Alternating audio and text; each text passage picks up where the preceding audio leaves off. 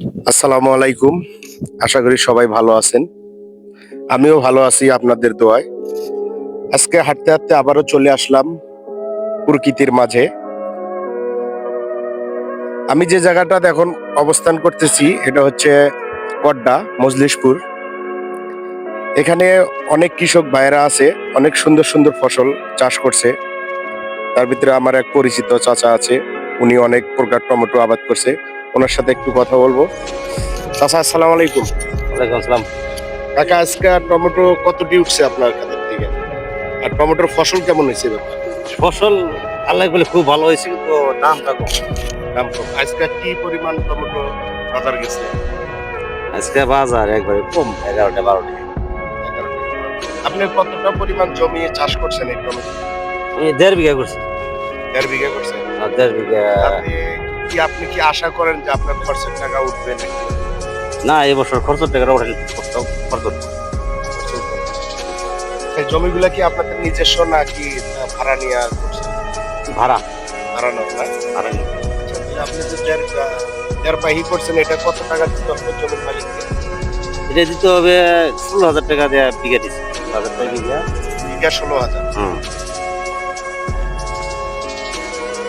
এই টমেটোটার নাম কি? এটা হইলো টমেটো তো অনেক প্রকার নাম হয়। এটার নাম হলো তাস। গাছ, হ্যাঁ? হ্যাঁ। আর এর আগের ভিডিওটাতে যে আমরা দেখেছিলাম ওটার নাম এটা হইলো ম্যাজিক। ম্যাজিক না? আর যে লম্বা সাইজের ম্যাজিক। আসলে এই টমেটো গুলো অরিজিনাল দেশি টমেটো। এটা এখনই ক্ষেতের থেকে উঠলো, কোনো মেডিসিন নাই।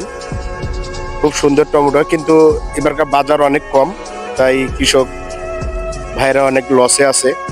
তারা দেখা যায় অনেক সমিতির থেকে টাকা উঠাইছে, উঠিয়া এই যে জমি ফসল করছে, তারা ন্যায্য মূল্যটা এবারকার পাচ্ছে না।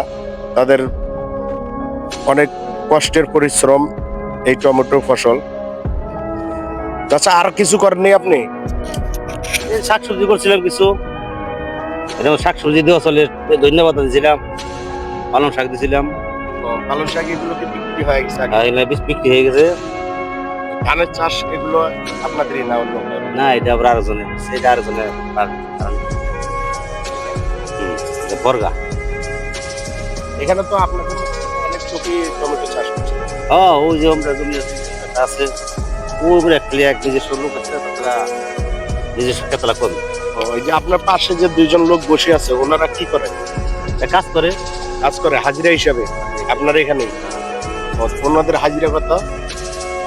কেউ 300 দিই, কিন্তু 350 দিই। 300 350। ডিউটি কয়টার থেকে? এই টমেটো তুলে বাসা যতক্ষণ লাগে। মানে সকাল থেকে আপনার হ্যাঁ, হ্যাঁ, এই 12টা একটা বন্ধু। 12টা একটা পর্যন্ত 350 টাকা, 300 টাকা হাজিরা। হালা, আপনার কি এই 350 টাকা দিয়ে পোষে? 300 টাকাতে তো পুষে না, আর বাড়াই দেওয়ার তা তো দেয় না। বাড়াই চান তাও তো দেয় না, না? না, তো এবারকার তো জমি আলাদেরই মনে করেন যে যারা চাষ করছে ওদেরই তো লস, তাহলে হাজিরাটা কিভাবে বাড়াই দিব আপনার? লস হইলে তো আমাকে তো পুষে না আবার। ঠিক আছে, পোষে না, এই রোদের ভিতরে অনেক রোদের কষ্ট। মধ্যে কাজ করার লাগে, রোদের মধ্যে তুলন লাগে না, তো নিজেকে শুনলে ইয়ে হয়ে যায়। হ্যাঁ, অনেক রোদ উঠছে অবশ্য, রোজা থেকে কষ্ট করে। আসলে এই গৃহস্থের লাভ হলেছেন আপনাদেরকে কিছু পোষায় দিত।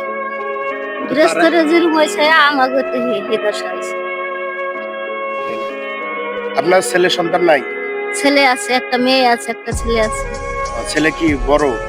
বড় না, ছোট, কলেজে পড়তেছে। কলেজে লেখাপড়া করতেছে? মেয়েটা বিয়ে দিছি। মেয়ে বিয়ে দিচ্ছেন। আর কাকা খালু কি করে? এই যে কৃষি কাশি করে। ঠিক আছে, এখানেই করে না নাকি অন্য কোনো জায়গায়? এ নেই করে। ওনার হাজিরাও কি এরকম না বেশি? আর হাজিরা, পুরুষ মানুষের হাজিরা বেশি। কত পায়? 550 করে দেয়। মানে আপনার 350 না 550? তাহলে দুইজন মিলে 900 টাকা হয়। তাতে এই পরিশ্রম তো আপনাদের আসলে কষ্টের টাকা 350 টাকা দিয়ে পোষায় না। পোষায় না। আসলে আমার পাশে যে খালা রয়েছে উনি দিনমজুরের কাজ করে, এখানে টমেটো উঠায় সকাল থেকে 10টা 11টা 12টা পর্যন্ত। 12টা পর্যন্ত এখান থেকে উঠিয়া ক্যারেট নিয়ে যান, নৌকা দিয়া নৌকায় উঠাই দিতে হবে 350 টাকা হাজিরা।